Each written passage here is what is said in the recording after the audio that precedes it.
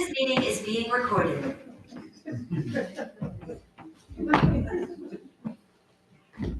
Okay. So in these three portions that we have sort of a reluctant hero, Moses, whom God taps to go back to Egypt from whence he came and confront Pharaoh, tell him to let my people go. Now this is a tall order, even for Moses, who we remember grew up in the Egyptian court. Some sages say that Moses, now being 80, going to live till be 120, his life was divided into three parts. From the time he was born to 40, he lived in the Egyptian court as royalty. From the time he was 40 to 80, and some sages say instead of 40, he was only 20 when he left. Some people say that between 40 and 80, or between 20 and 80, depending on how you figure it, he was a shepherd with his father-in-law Jethro, or Ruel, whatever name you want to favor, married to Zipporah, raising sons, herding sheep. And it was at 80, the ripe old age of 80, that God tapped him and said, go back to Egypt. Moses, of course, hesitated. He gave God three excuses. I'm tongue-tied. People are after me. And I can't do it. God said, I'm God. I'll decide how your speech is. Number two, I'm telling you to do this. I think you can do it. After all, you're Egyptian royalty. This is kind of my little midrash, and I think you can do it. And Moses still hesitated. Finally, God says, look, I'm God. I'm telling you to go. Get off your butt. Get out of Midian and get your family and go to Egypt. Now, taking a look at this, you think, well, all right, well, God is God. God knows. But Moses is hesitating. So it brings up some questions. First of all, if God is God, and Moses is aware of God, he's aware of Abraham, Isaac, and Jacob, it's been established that, why is he hesitating? Does he not believe or what? Okay, so let's look at the task that God is ordering him to do, is asking him to do, or insisting, or ordering, however you want to put it. Okay? Go back to the mightiest nation in the world, go up to the mightiest person in the world, in his own venue, in his home, and demand and insist that he lets your people go. Now that's a tall order. That would basically awe anybody. Anybody would be concerned about doing that. Yet Moses does it. He goes through with it. He meets up with Aaron, strength in numbers, he's got a partner, and they end up confronting Pharaoh. Flash forward to the wilderness. Moses is the leader of about 2.5 million people. He is the prophet. People seek his advice on everything. And Moses, having direct communication with God, judges or advises the people.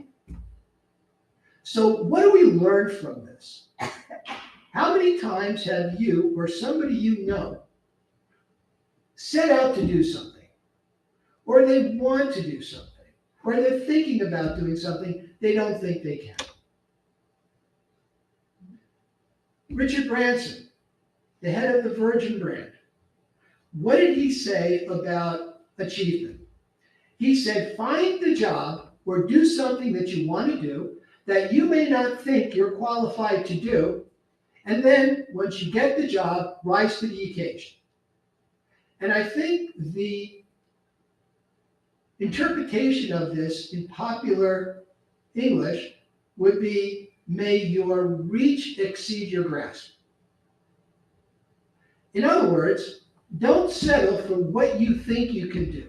Rise to the occasion. Moses is our greatest prophet. And personally, I think this is why. Because he came from very humble beginnings. After all, he was an escaped murderer, right? I mean, God assures him that everybody who was after you is gone. There is no threat, right? But Moses has been living the simple life as a shepherd. And here he has to go upend his whole existence, his peaceful existence, his idyllic life, and go back to Egypt, not thinking he was up for the task. God had faith in him. We look at God prodding him, insisting, yeah, you're going to go. And we think, wow, that might be pretty brutal. But, on another level, and we look at Torah on different levels, God knew what Moses can do. God knew that Moses was up to the task. Maybe not at the moment, but God knew that Moses, with Aaron's help, and Aaron too, would grow into it. Yes, there were mistakes along the way. That's what happens. All right? What does a little kid do? A little baby. They're crawling. They get up, they try to walk, bam, down they go. Fortunately, they're not too far from the ground, so it's not that big of a fall, right? But we all have to try to do things. Life is growth. People say, what's the meaning of life? Okay? What do you do between birth and death? You grow. You acquire tasks. You learn. And you develop new habits, new skills, and you grow accordingly. CEOs of companies, right? A lot of them start out in the mailroom. They didn't start out, maybe they had a Harvard MBA, maybe they got a straight A, 4.0. Next thing you know, they're running their own corporation. Okay? So maybe they're running their own business. I'm sure the business wasn't, a $1 billion business at the beginning. They had to grow into it.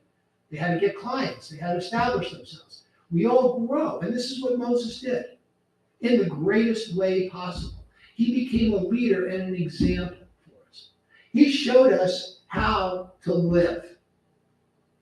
He showed us what we can, as mortals, achieve when we push ourselves. And we must never forget that about who we are.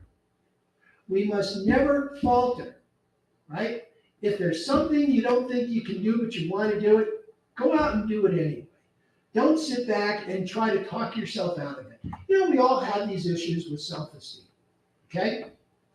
Back in the 70s, there was, in the decade of pop psychology, there was this thing called EST. Anybody remember EST, Earhart Sensitivity Training?